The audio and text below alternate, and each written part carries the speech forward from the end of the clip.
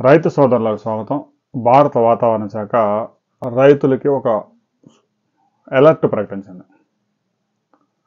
బంగాళాఖాతంలో ఒడిశా సరిహద్దుల్లో ఒక అల్పపీడనం ఏర్పడింది. దీని ప్రభావంతో ఆంధ్రప్రదేశ్లోని విజయనగరం, విశాఖపట్నం, శ్రీకాకుళం జిల్లాల్లో మోస్తరు నుంచి భారీ వర్షాలు, ఉభయ గోదావరి, కృష్ణా, గుంటూరు, పల్నాడు జిల్లాలో అక్కడక్కడ వర్షాలు పడే అవకాశం ఉంది.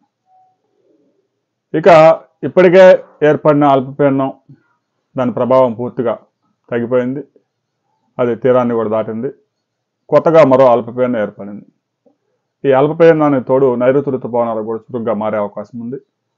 రాబోయే 48 అవర్స్లో అటు తెలంగాణలో, ఆంధ్రప్రదేశ్లో, ముఖ్యంగా ఉత్తరాంధ్రలో, ఉత్తర తెలంగాణ జిల్లాల్లో అనేక ప్రాంతాల్లో మోస్తరు నుంచి అక్కడక్కడ భారీ వర్షాలు, ఇక దక్షిణ తెలంగాణ, రాయలసీమ ప్రాంతాల్లో మోస్తరు వర్షాలు కురిసే అవకాశం ఉంది. ఇక జూన్, జూలైలో లోటు వర్షపాతం నమోదైన ఆగస్టు మాసంలో మాత్రం రెండు తెలుగు రాష్ట్రాల్లో 58% అధికంగా వర్షాలు నమోదయ్యాయి. ఇక ఈ నెల ఎండింగ్లో ఒక రిపోర్ట్ కూడా రాబోతా ఉంది. అప్పుడు నెల మొత్తానికి ఎంత అధిక వర్షపాతం నమోదైంది అనే దాని మీద కూడా మరిన్ని వివరాలతో మనం మరో వీడియోలో కలుసుకున్నాం.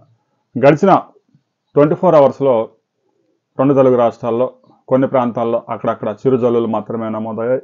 ఎక్కడా కూడా భారీ వర్షాలు కురిసిన దాఖలాలు లేవు. రైతులు పంట సాగు చేసుకోవడానికి ఇప్పుడిప్పుడే సిద్ధం అవుతూ ఉన్నారు. వరి నాట్లయితే పూర్తి చేశారు, కానీ మిగతా మెట్ట పంటలు వేసే విషయంలో రైతులకు వాతావరణం ఇప్పుడిప్పుడు అనుకూలిస్తూ ఉంది. అయితే కొన్ని పంటల సాగు ఇప్పటికే చాలా లేట్ అయిపోయింది. వేరుశెనగ పంట సాగు అయితే అసలు ఇంకా సాధ్యం కాదని, ఖరీఫ్ సాగు సాధ్యం కాదని శాస్త్రవేత్తలు చెప్తా ఉన్నారు. అయినా ఆలస్యంగా కొంతమంది రైతులు వేస్తూ ఉన్నారు. పత్తి సాగు, మిరప సాగు విస్తీర్ణం అత్యంత దారుణంగా పడిపోయే అవకాశాలు స్పష్టంగా కనిపిస్తూ ఉన్నాయి. ఆ విత్తనాలు కొనేందుకు కూడా రైతులు ఎవరు ముందుకు రావడం లేదు. తెలంగాణలో, ఆంధ్రప్రదేశ్లో పెద్ద ఎత్తున మొక్కజొన్న సాగు చేయడానికి రైతులు ఆసక్తి చూపుతున్నారు. దీనికి గల కారణాలు ఏమిటో రైతు సోదరులందరికీ తెలిసింది. రాబోయే 48 అవర్స్లో ఏ ప్రాంతాల్లో ఎంత వర్షపాతం నమోదు కాబోతా ఉంది అనే వివరాలతో మనం మరో వీడియోలో కలుసుకుందాం.